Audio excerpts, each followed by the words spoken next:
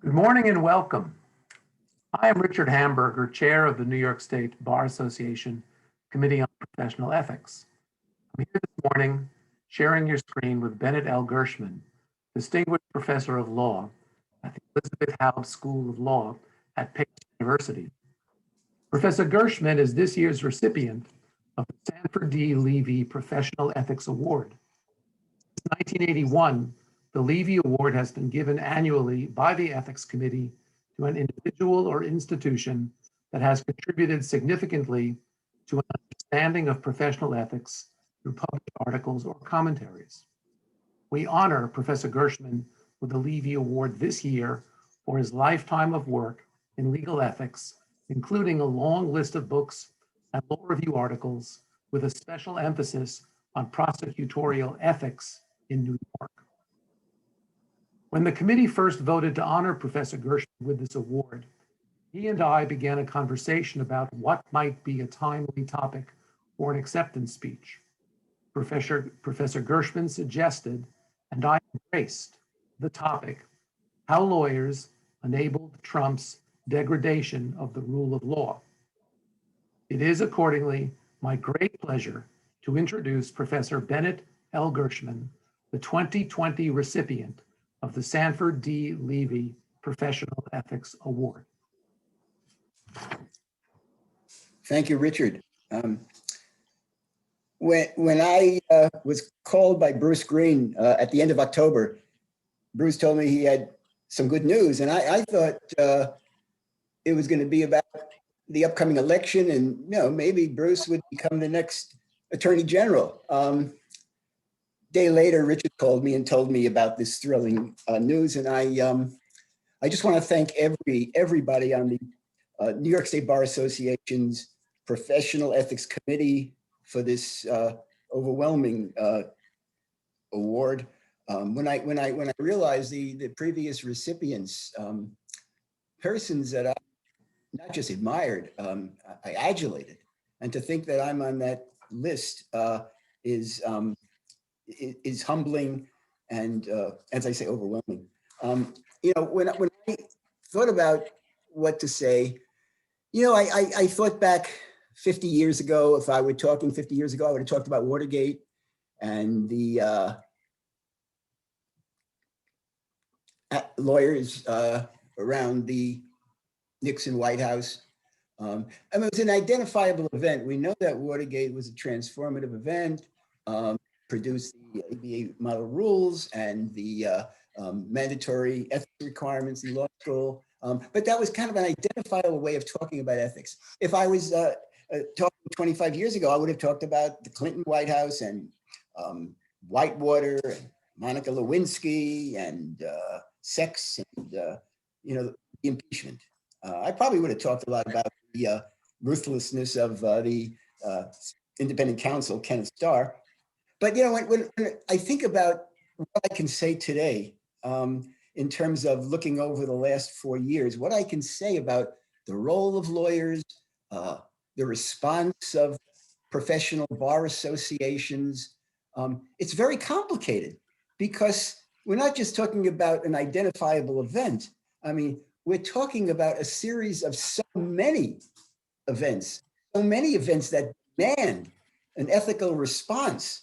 I mean, let me just list them. I mean, we start with the ban on Muslims coming into the United States, child separation policy, separating children from their parents, lauding neo-Nazis in Charlottesville, Virginia, collusion with Russia, obstruction of justice, firing the FBI director, the Mueller investigation, hush money payments to a porn star, conspirator with Michael Cohen, attempted extortion of the president of the Ukraine, first impeachment, crackdown on peaceful protesters around the country, protesting George Floyd's murder and Black Lives Movement, forecasting a rigged election. Don't trust the election. Then we have the aftermath, where you have armies of lawyers all over the country litigating frivolous, meritless lawsuits dozens and dozens of lawsuits without any basis, an abuse of the privilege of practicing law. Then we have the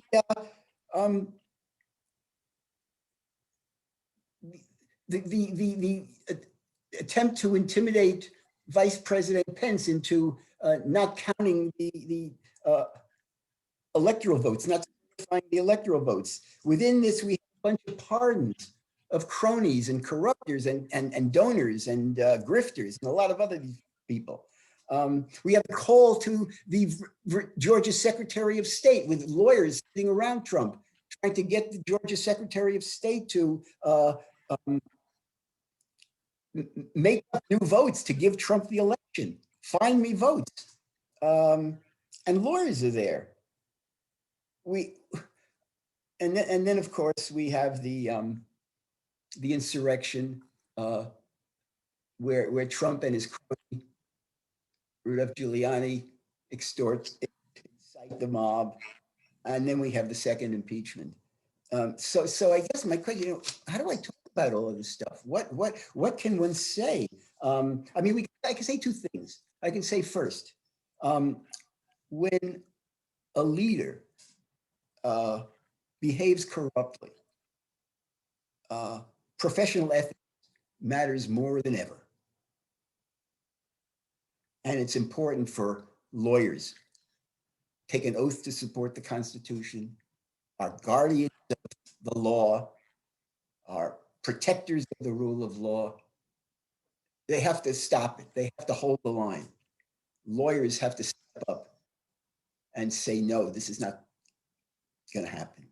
That's one. And two, a leader, a ruler cannot subvert the rule of law without lawyers. Lawyers are a special group of people. They know the law. They know how to use the law. And so just look at history. Look at the way history has enabled lawyers.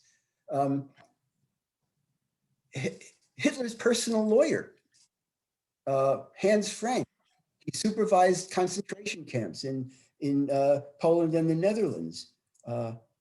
Hans Frank once said there weren't enough trees to produce the posters necessary to show how many people were executed. Lawyers were disproportionately involved in the Einsatzgruppen, the German mobile task force that had murdered millions of people. Lawyers drafted Mussolini's anti-Semitic race codes. Stalin handpicked lawyers to prosecute the show trials, a diversion from an economic depression where dissidents were convicted and executed. Today, Xi Jinping in China, lawyers drafted the rules that led to the crackdown of the protesters. Law firms, big law firms in Hungary prop up the dictator, Viktor Orban. And I could go on with lots of other examples. And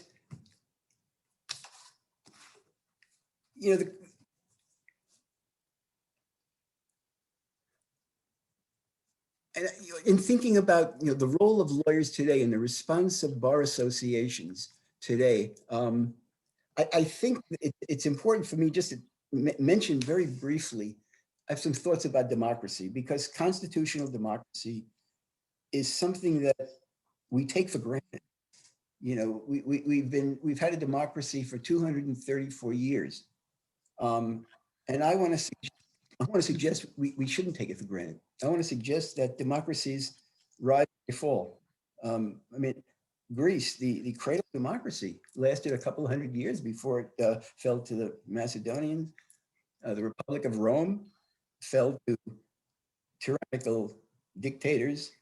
Look at the 20th century. After World War I, 1918, 1945, after World War II, 1989, the fall of the Berlin Wall.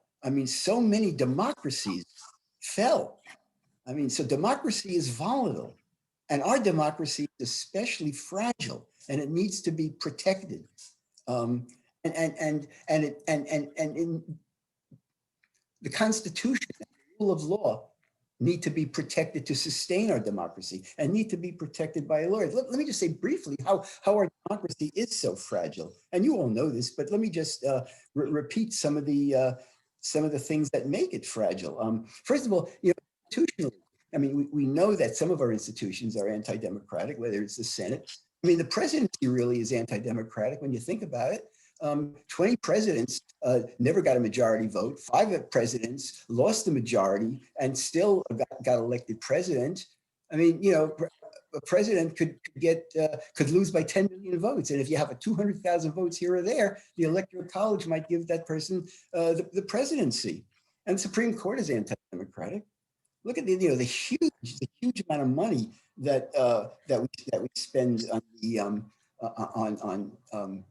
elections, obscene amounts of money. Voter suppression disenfranchises so many people. And my guess is we're going to see the upcoming elections. There's going to be a massive effort I think by Republicans who see the mail-in voting as favoring Democrats to curb or limit mail-in voting. And so many other voter suppression tactics we know about. Probably one of the greatest threats to our democracy is the internet. I mean, the internet, which is supposed to be, the marketplace, Holmes's famous metaphor in Abrams about the marketplace, some kind of idyllic little marketplace where men are, playing chess and horseshoes and stuff like that. But today, the marketplace, the internet, is filled with garbage. It's filled with hate and violent rhetoric. This is not a marketplace of ideas. This is a marketplace of disinformation and false information. The truth is supposed to be important, but we know how the truth has been degraded today. Truth isn't truth. Facts aren't facts. I mean, lawyers deal in facts. They deal in law. They deal in logical reason. But, if people are willing to say that black is white, and evil is good, and that 2 + 2 = 5, where are we in terms of being able to have a coherent dialogue to make our democracy work? The media is filled with so much noise and disinformation. We know that, as well as the foreign influence on our elections, and the threat of dangerous armed paramilitary forces ready and willing to move in a violent manner when the leader gives the word, as we saw tragically. And I just feel like, how many guns do you think in the United States? 400 million guns are out there. I look and see the lawyers who are involved in so much of the support for Donald Trump. And I know a lot of people out there. I'm sure that the lawyers as a class are probably as divided as the general public. I mean, I don't know for sure. I mean, I know so many of my students must be supportive of the former president. And I assume that so many lawyers are as well. I think a lot about motive. What motivates the lawyers, whether it's ambition, greed, power, hatred. It's really not that clear. But to me, thinking about the lawyers and thinking about the response of the bar associations, or let's just say the silence of the bar associations. And I know that the New York State Bar Association last month started inquiring into whether to remove Giuliani from membership. But as I look around the country, it seems that the lawyers are able to pretty much control the dialogue. I mean, I see 4 categories of lawyers here, which I want to just identify and maybe talk a little bit about. The lawyers who are enabling Trump's, who did enable Trump's, let's just say, subversion of the rule of law. I mean, first of all, he had the assistance of the most powerful lawyers in the country. I mean, he had the assistance of the attorneys general, first Sessions, and then William Barr.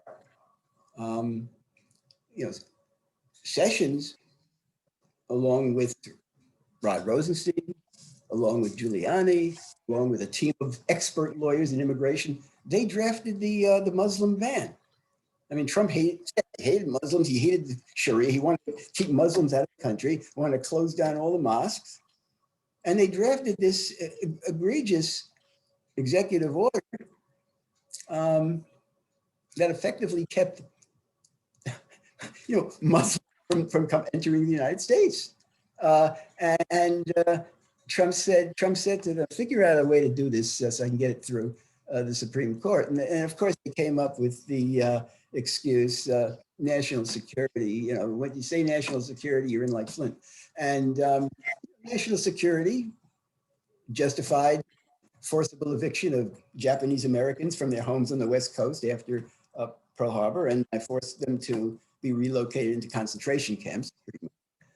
National security, the Supreme Court upheld this most racist, most egregious policy, which today goes down as one of the most infamous decisions of the Supreme Court. And I think Trump against Hawaii, where the Supreme Court upheld 5-4 this Muslim ban, is also going to go down as one of the most egregious decisions of the modern Supreme Court. Sessions and his team in the Justice Department, they crafted together this child separation policy where Trump directed them to say, I want to separate the children from their parents. And they did it. This is probably the most barbaric, inhumane policy that any president of the United States has ever promulgated. I can't think of anything that comes close to that. And then you have the ascension of William Barr. William Barr, Trump's enabler in chief. Trump as a character in a book, Trump is, I don't think he's that interesting. He's easy to figure out. Barr is a fascinating personality, but because he's so hard to figure out. According to Barr, you can see this when an unsolicited memo to become Attorney General. Barr, his philosophy is that the law does not constrain a president's will, but rather serves it. To Barr, his function was to provide legal justification for Trump's untrammeled exercise of power. To Barr, a president's motives cannot be questioned, even if ostensibly corrupt and self-serving. It reminds me in a way, Hans Frank, Hitler's personal lawyer, he said law was meant to serve the race. What was good for the race was law. And I say to paraphrase that with respect to Mr. Barr, law was meant to serve Trump. So what was good for Trump was the law. And we know, Barr is enabling Trump.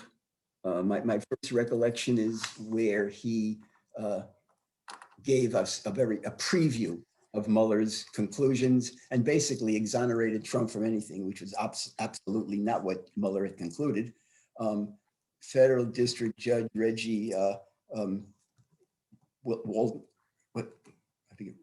the Federal District Judge Reggie Walden said that what Barr asserted was false, misleading, a distortion of Mueller's conclusions. But what it did is it did, immediately alert the American public that Mueller found that Trump did nothing wrong. We know that Barr was a major enabler of Trump's attempt to portray himself as the law and order president.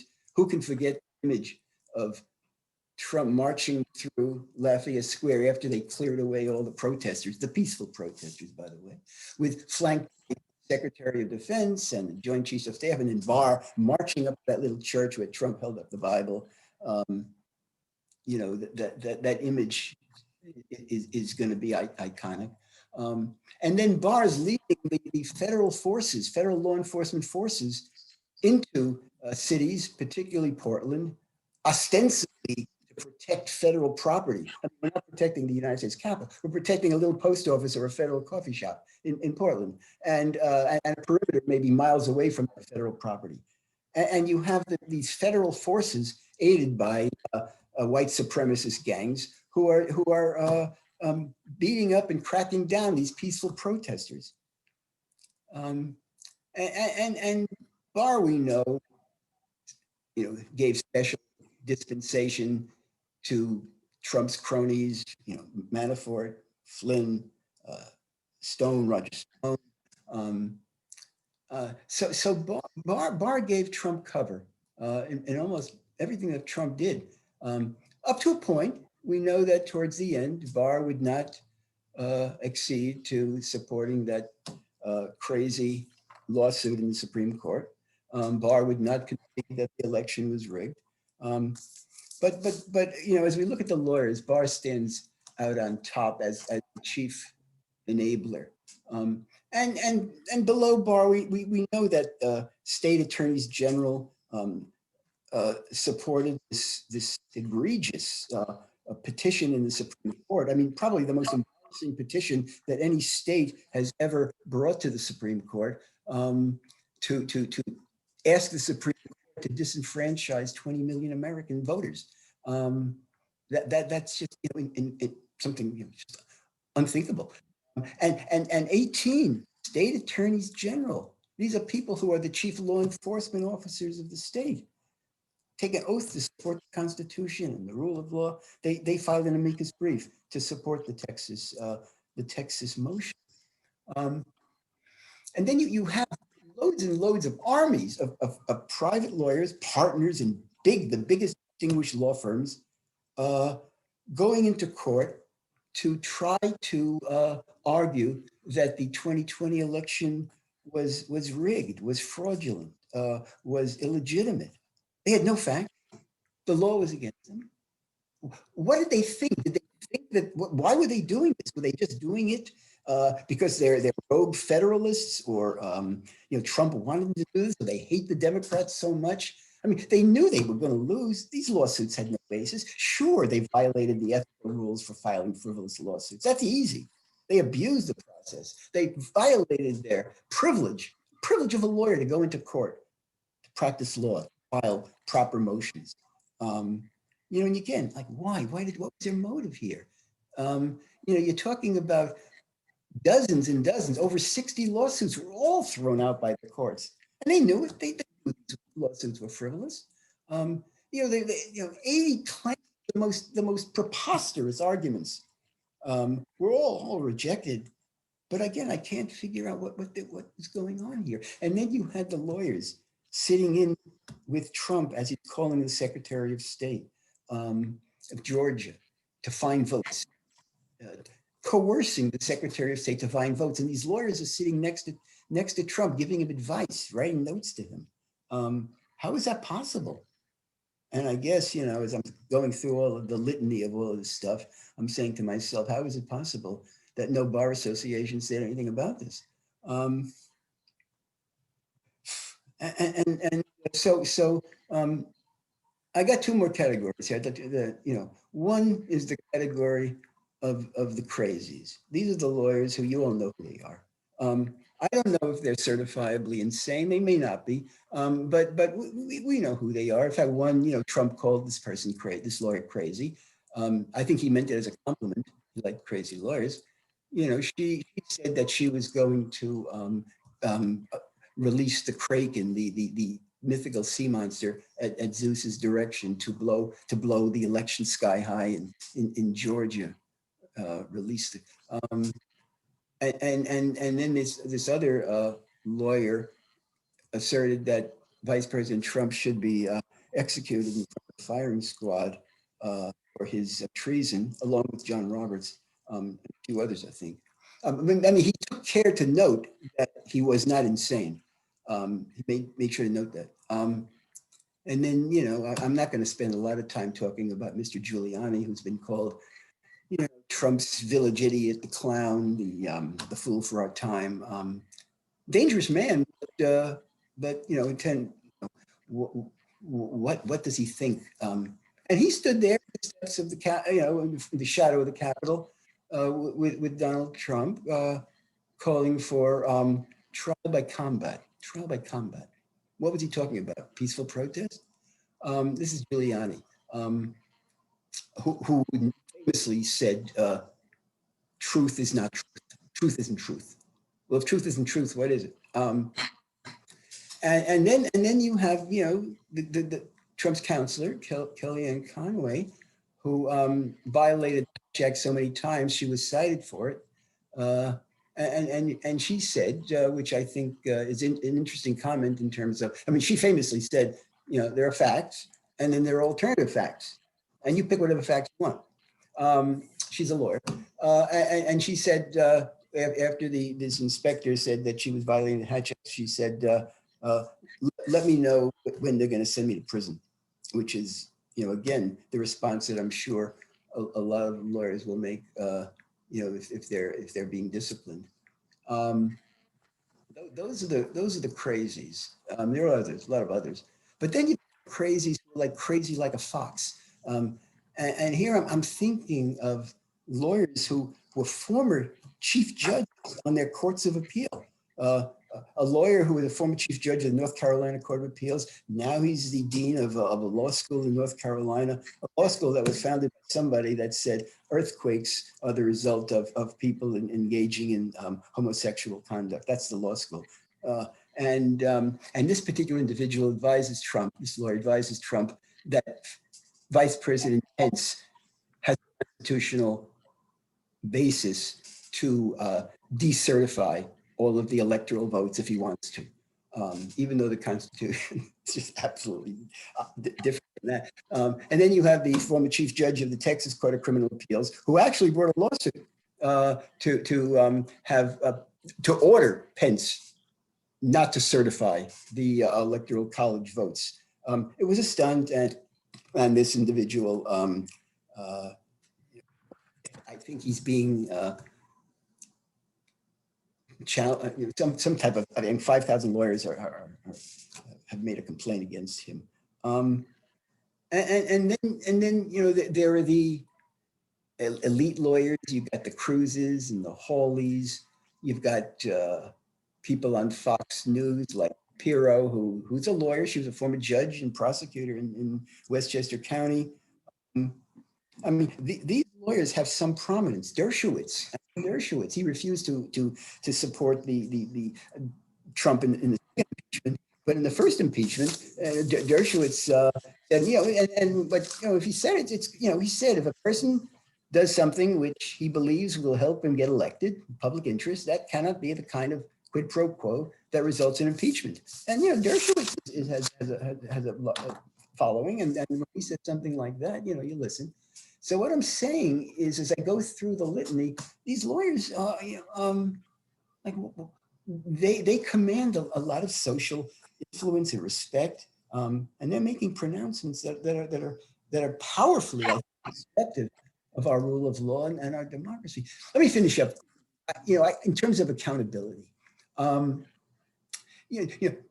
thinking of professional discipline. By the way, there was a tremendous panel discussion last month at Hofstra Law School.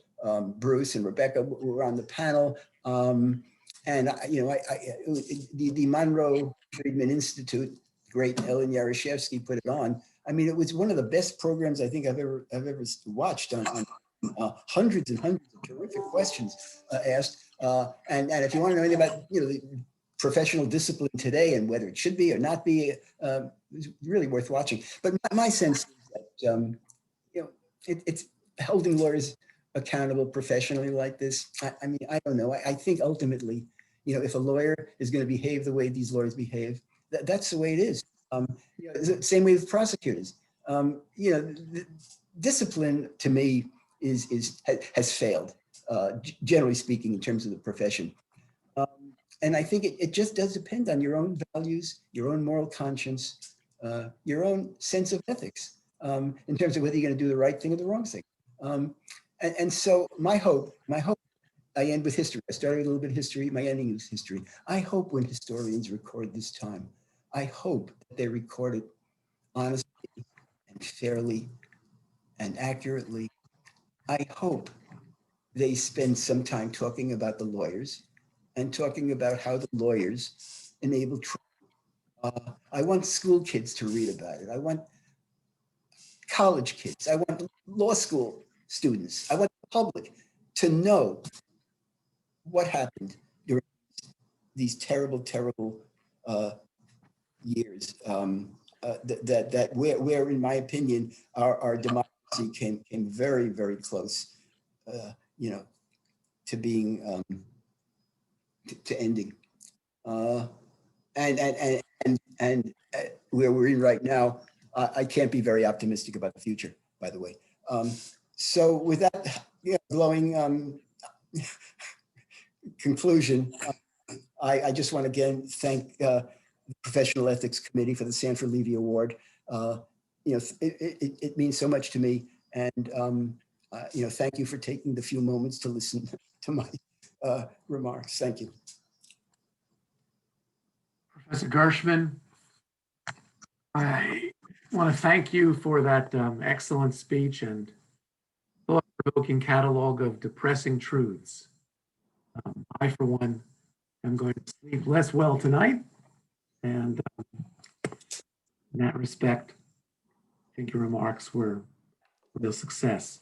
Let me end this ceremony by presenting to you this handsome plaque from the New York State Bar Association, which I wish I could pass through the screen over to you. Thank you. That's great. It says, New York State Bar Association Sanford D. Levy Professional Ethics Award presented to Professor Bennett Gershman for his lifetime of achievement in the field of ethics, 2020. Thank you very much, Professor. Thank you. Thank you so much, Richard. Thank you. Thank you to the Bar Association. Thank you. That concludes this morning's presentation of the Levy Award to Professor Gershman. Thank you, everyone. Have a great day and be careful out there. Goodbye.